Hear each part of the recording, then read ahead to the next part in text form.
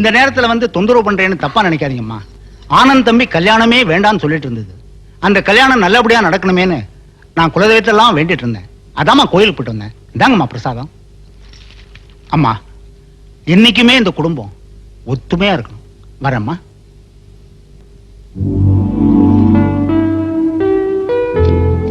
பால் சாப்பிடுங்க.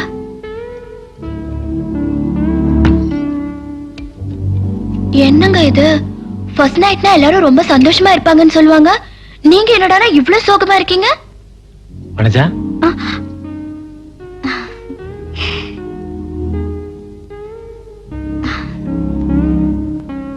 என்ன இவ்வளவு நேரம் கழிச்சு போறீங்க? சரி, உங்க வீட்டு வேலைக்காரனுக்கு விவசாயே இல்லையா? பெட்ரூம் வரைக்கும் வரா? முருகன் தான் என்ன சின்ன பிள்ளைன்னு தூக்கி வளர்த்தது. இனிமே அவர் அவன் எல்லாம் சொல்லக்கூடாது. மரியாதை கொடுத்து பேசணும். என்ன? சரி, அதை விடுங்க. நான் வந்து காத்துட்டு இருக்கேன்ல, எங்க போனீங்க? அப்பா அம்மாட்ட போய் ஆசீர்வாதம் வாங்கிட்டு வரேன்.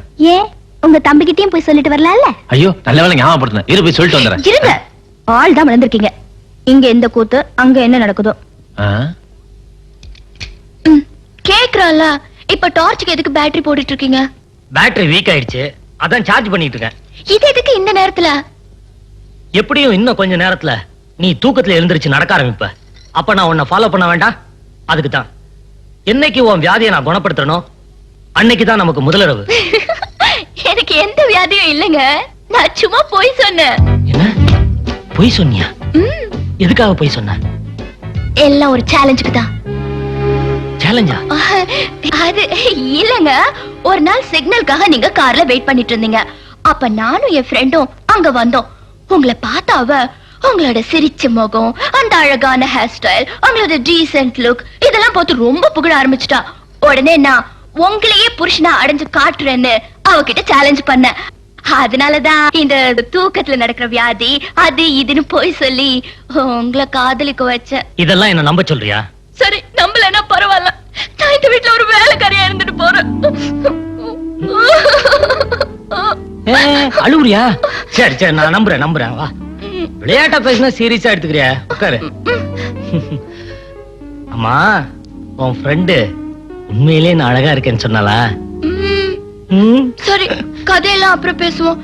முதல்ல லைட் ஆஃப் பண்ணுங்க. இரு, அதுல ஒரு விஷயம் இருக்கு. எங்க அண்ணன் ரொம்ப கூச்ச சுபாவம் உள்ளவரு. அங்க என்ன ஆச்சோ ஏதாச்சோ. இங்க பாரு, அவர் ரூம் லைட் அணைஞ்சதுக்கு அப்புறம் தான் நம்ம ரூம் லைட் அணையணும். நான் போய் பார்த்து வந்துடுறேன். இரு, வந்துடுறேன். எல்லாத்தையும் நீங்களே குடிச்சிடாதீங்க.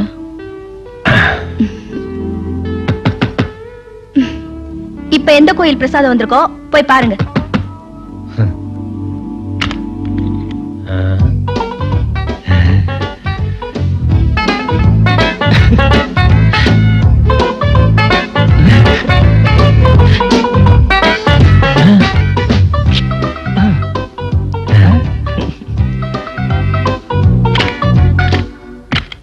ஏங்க, உங்க வீட்டுல யாருக்கும் விவசாயே இல்லையா? ஏன் இப்படி தொந்தரவு பண்றாங்க? உனக்கு என் தம்பி தொந்தரவு பண்ற மாதிரி தெரியுது. ஆனா எனக்கு தம்பி என் மேல வச்சிருக்க பாசம் தான் தெரியுது. நான் கூட அவனை மறந்துட்டேன். என் மேல எவ்வளவு பாசம் வச்சிருக்கான் பாத்தியா? பாசம் இருக்க வேண்டியதுதான். அதுக்காக ஃபர்ஸ்ட் நைட்ல பொண்டாட்டியை காக்க வச்சுட்டு போற அளவுக்கு ஒண்ணு இருக்க வேண்டாம். இது பாருங்க, இது வரைக்கும் நீங்க எப்படி வேணாலும் இருந்திருக்கலாம். இப்ப பொண்டாட்டின்னு நாவர்த்தி வந்தாச்சு. இனிமே எனக்கு தான் முதல் ஸ்தானம். இத பார், பெரியவங்க மாதா பிதா குரு தெய்வம் தான் சொல்லியிருக்காங்க. பொண்டாட்டி எல்லாம் கணக்கிலேயே சேர்க்கல. சரிங்க, உங்களுக்கு உங்க குடும்பம் தான் பெருசுனா அப்புறம் என்னையே கல்யாணம் பண்ணிக்கிட்டீங்க? நானா வந்து பொண்ணு கேட்டேன்? நீயா வந்த காதலிச்ச கல்யாணம் பண்ணிக்கிட்ட? நான் சொல்ல வேண்டியதை சொல்லிடுறேன். உங்க வீட்டுல உங்களை நல்லா ஏமாத்துறாங்க. உங்க தம்பியை MBBS படிக்க வச்சவங்க உங்களையே மிருக டாக்டருக்கு படிக்க வைக்கணும். அதெல்லாம் ஒண்ணும் இல்ல, நானா விரும்பிதான் படிச்சேன். எனக்கு என் குடும்ப ஒத்துமை தான் முக்கியம். அண்ணன் தம்பின்னு பிரிச்சு பேசுறது எனக்கு பிடிக்காது.